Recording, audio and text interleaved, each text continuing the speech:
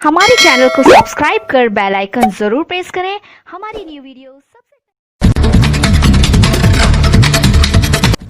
नमस्कार साथियों, आप देख रहे हैं मध्य भूमि के बोल। अब ये खबर है उमरिया जिले से, जहां मानपुर के भरेवा विद्युत वितरण केंद्र में पदस्थ कनिष्क अभियंता सुखबदन विश्वकर्मा ने शहडोल निवासी संदीप पटेल पर मानसिक रूप से प्रताड़ित करने का आरोप लगाया है।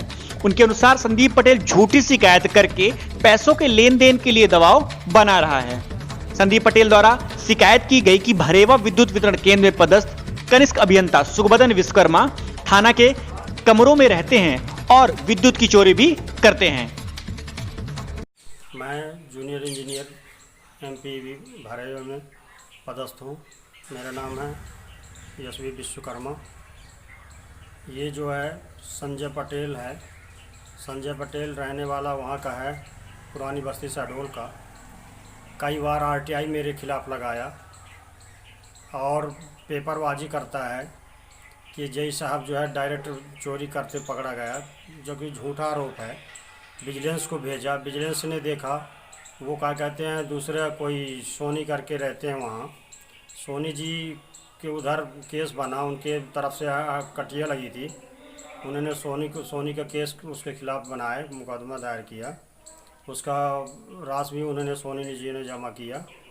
और ये जो है प्रताड़ित कर रहा है हमें, क्योंकि इसके कुछ काम है नहीं, खाली यही करता है कि इसको आरटीआई लगाना, उसको आरटीआई लगाना, खाली विभाग का, मात्र बिजली विभाग के पीछे पड़ा रहता है और किसी का नहीं, कोई विभाग दूसरे विभाग नहीं है, मात्र बिजली विभाग का ही पीछे पर, कहीं जयसिंह नगर, कहीं शहडोल, कहीं अब भरेवा में रहता हूँ, भरेवा में प्रताड़ित कर रहा है कि ये पैसा दे हमको लाके, इस कारण से प्रताड़ित कर रहा है।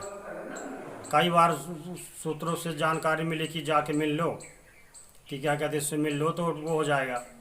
तो इसके कोई काम नहीं है, खाली है आरटीआई लगाना, मात्र बिजली विभाग के कर्मचारी अधिकारियों के खिलाफ, मात्र बिजली विभाग के अधिकारियों के खिलाफ लगाता है, प्रताड़ित करता है, मानसिक प्रताड़ना करता है।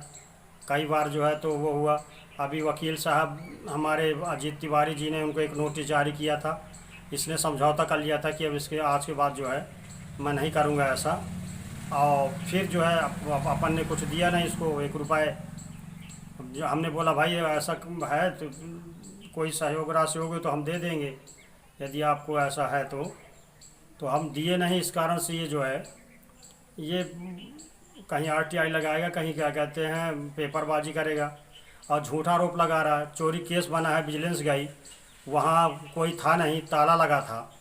ये भी नहीं था कि मैं अगर वहाँ मेरे को पाए हों मौजूद में, विजिलेंस पार्टी भी गई, वहाँ देखी ताला लगा था, दूसरे घर में आंटी लगी थी, दूसरे घर से वहाँ बताया कि उस कमरे में जहाँ जय साहब पुराने रहते थे वो खान साहब ही रहते थे, खान साहब कनेक्शन करवाए, कोई पता नहीं मीटर कहाँ है, न मीटर वो किए।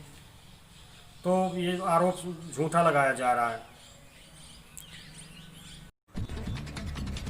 जब जांच के लिए विजिलेंस की टीम आई तो कनिष्क अभियंता वहां पर रहते हुए नहीं मिले। थाना के कमरे में 108 के ड्राइवर सुशील सोनी के नाम से कमरा अलॉट था, जिससे संदीप पटेल की शिकायत झूठी साबित हुई। मेरा नाम साजाद सिंह ध्रुवे, मैं सहायक निरीक्षक के पद पर हूँ।